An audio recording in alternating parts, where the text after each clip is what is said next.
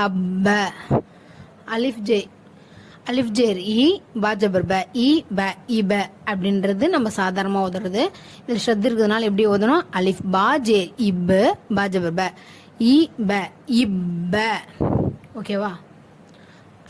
அலிஃப் பா பேஷ் உப் பா ஜபர் ப உ ப உப்ப. ஓகேவா?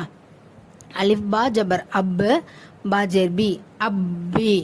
அலிஃப் பா ஜேர் இப் பா ஜேர் பி இப்பி. அலிஃப் பா பேஷ் உப் பா ஜேர் பி உப்பி.